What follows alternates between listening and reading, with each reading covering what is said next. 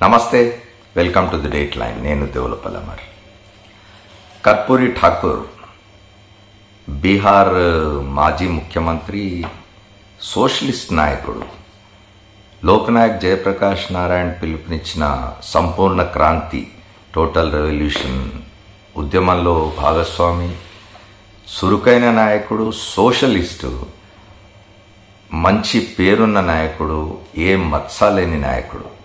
ఆయనకు కేంద్ర ప్రభుత్వం భారతరత్న ప్రదానం చేయడం అనేది హర్షించాల్సిన విషయం, ఆహ్వానించాల్సిన విషయం. ఇప్పటివరకు దాదాపుగా మన దేశంలో 49 మందికి భారతరత్న ప్రదానం చేయడం జరిగింది, వేరువేరు ప్రభుత్వాలున్న కాలంలో. ఇందులో చాలామంది లబ్ధ ప్రతిష్ఠులు ఉన్నారు, ప్రముఖులు ఉన్నారు, సంఘ సేవ చేసిన వాళ్ళు ఉన్నారు, రాజకీయాల్లో ప్రజాసేవ చేసిన వాళ్ళు ఉన్నారు. అందరు ఏ ఒక్కరు కూడా ఇందుకు తగరు అనేవాళ్ళు లేరు. అందరూ కూడా తప్పనిసరిగా భారతరత్న అందుకోవడానికి అర్హత గలవాళ్ళు. కొందరికి జీవించిన కాలంలోనే భారతరత్న లభించింది, కొంతమందికి చనిపోయిన తర్వాత కేంద్రం గుర్తించి వారికి భారతరత్న ఇవ్వడం జరిగింది. అటల్ బిహారీ వాజ్పేయి లాంటి వాళ్లకు, గుల్జారీలాల్ నందా లాంటి వాళ్లకు, ఇట్లాంటి వాళ్లకు కొంతమందికి చనిపోయిన తర్వాత కూడా ఇవ్వడం జరిగింది. ప్రముఖ గాయని లతా మంగేష్కర్కు, లేకపోతే ఎంఎస్ సుబ్బలక్ష్మికి, తర్వాత ఇతర వివిధ రంగాల్లో ఉన్న వాళ్ళకి, సచిన్ తెందూల్కర్కు, ఇట్లాంటి వాళ్ళకు కూడా భారతరత్న ఇవ్వడం జరిగింది. ఇప్పుడు కర్పూరి ఠాకూర్కు ప్రకటించడం భారతరత్న అనేది దేశమంతా ఆహ్వానించే ఒక మంచి నిర్ణయం. ఇది ఇవాళ భారతరత్న గురించి ప్రస్తావించాల్సిన అవసరం ఎందుకు వస్తుందంటే, ఎన్టీ రామారావు కూడా ప్రముఖ నాయకుడు. ఆయన సినిమా రంగం నుంచి రాజకీయాల్లోకి వచ్చినవాడు. సినిమా రంగం నుంచి రాజకీయాల్లోకి వచ్చిన ఎంజి రామచంద్రన్ కూడా భారతరత్న ఇచ్చింది కేంద్ర ప్రభుత్వం. ఆయన తమిళనాడు ముఖ్యమంత్రిగా పనిచేసినాడు. ఎన్టీ రామారావు గారు కూడా రాజకీయాల్లో తన ముద్ర ఒకటి, అంటే ప్రజాసేవకు సంబంధించి పేద వర్గాలకు సంక్షేమాన్ని అందించే విషయంలో కానీ ఆయన ముద్ర ఉన్నది. అట్లాగే జాతీయ రాజకీయాల్లో కూడా అప్పటి వరకు అసలు తెలుగు రాష్ట్రం ఉన్నదని కానీ, ఆంధ్రప్రదేశ్ అనే ఒక రాష్ట్రంలో రాజకీయాలు ఉన్నాయని కానీ, ప్రజలు అక్కడ రాజకీయ నాయకులు ఉన్నారని కానీ కేంద్రం గుర్తించని కాలంలో ఎన్టీ రామారావు రాజకీయాల్లోకి వచ్చి, మేము మద్రాసులం కాదు, తెలుగు వాళ్ళకు రాష్ట్రం ఉన్నదని చెప్పినవాడు కేంద్రానికి. తర్వాత ఆయన నేషనల్ ఫ్రంట్ అనే ఒక ఫ్రంట్ని ఏర్పాటు చేసి కూడా జాతీయ రాజకీయాల్లో కూడా చురుగ్గా పాల్గొన్నవాడు, సేవ చేసినవాడు, ప్రజారంగంలోకి వచ్చి సేవ చేసినవాడు, మంచి నటుడు కూడా. ఆయనకు కూడా భారతరత్న ఇవ్వాలని చాలా కాలంగా డిమాండ్ ఉన్నది. ఆయనకు మాత్రం భారతరత్న రావడం లేదు. దీనికి కారణాలు ఏమిటి? ఎవరైనా దీని గురించి కనీసం కేంద్రంలో అధికారంలో ఉన్న ప్రభుత్వాల వద్ద వెళ్ళి రిప్రజెంట్ చేస్తూ ఉన్నారా, అడుగుతూ ఉన్నారా? ఎన్టీ రామారావు గారికి భారతరత్న ఇమ్మని చెప్పి సీరియస్గా పర్స్యూ చేస్తున్నారా?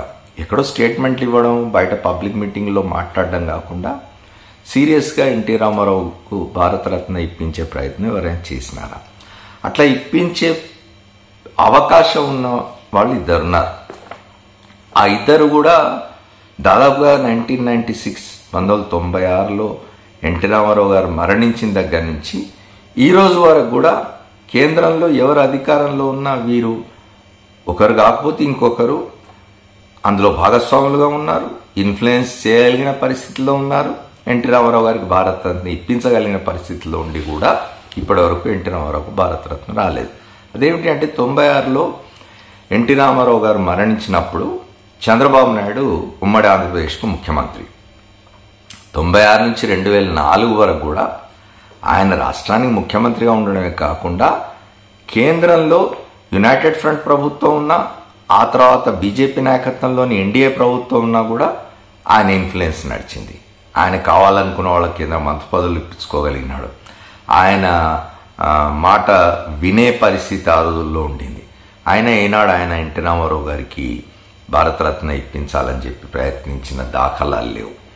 2004లో ఎన్డీఏ ప్రభుత్వం పడిపోయి కాంగ్రెస్ నాయకత్వంలో యూపీ వచ్చిన తర్వాత 2004 నుంచి 2014 వరకు కూడా పురంధేశ్వరి యూపీఏ ప్రభుత్వంలో మంత్రిగా ఉన్నారు. ఆమె చంద్రబాబు నాయుడు ఎన్టీ రామారావు గారు అల్లుడు, పురంధేశ్వరి ఎన్టీ రామారావు గారి కూతురు. 2014 వరకు కూడా ఆమె కేంద్రంలో మంత్రిగా ఉన్నారు. ఆమె కూడా ఎన్నడూ ఎన్టీ రామారావుకు భారతరత్న ఇప్పించే ప్రయత్నం చేసినట్టుగా ఇక్కడ దాఖలాలు లేవు. 2014 నుంచి మళ్ళీ 2018 వరకు చంద్రబాబు నాయుడు మళ్ళీ రాష్ట్ర ముఖ్యమంత్రిగా ఉన్నాడు. కేంద్రంలో బీజేపీ నాయకత్వంలోని ఎన్డీఏలో భాగస్వామిగా ఉన్నాడు. ఎన్డీఏలో తన వాళ్ళని మంత్రులుగా పెట్టుకున్నాడు. తనకు కావాల్సిన పనులు చేయించుకున్నాడు. కానీ ఎన్టీ రామారావుకు భారతరత్న ఇమ్మని చెప్పి ఒత్తిడి తీసుకొచ్చి ఇప్పించే ప్రయత్నం ఇది చేయలేదు. 2018 తర్వాత ఈ రోజు వరకు మనం చూస్తున్నాం. మళ్ళీ పురంధేశ్వరి బీజేపీలో ఉన్నారు. బీజేపీ రాష్ట్ర అధ్యక్షురాలిగా కూడా ఉన్నారు. బీజేపీలో ఆమె కేంద్ర నాయకత్వంతో ఆమెకు మంచి సంబంధాలు ఉన్నవి. ఆమె కూడా ఏం ప్రయత్నం చేసినట్టుగా లేదు.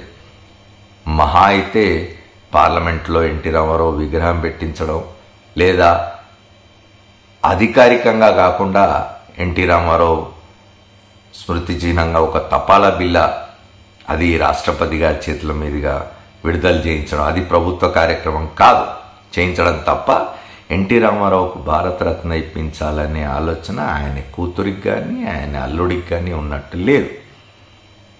ఇవాళ కర్పూరి ఠాకూర్ గారికి భారతరత్న ఇచ్చిన సందర్భంగా మళ్ళీ ఒకసారి ఎన్టీ రామారావుకు భారతరత్న రాని విషయాన్ని జ్ఞాపకం చేసుకోవాల్సి వచ్చింది. Thank you. మళ్ళీ కలుద్దాం.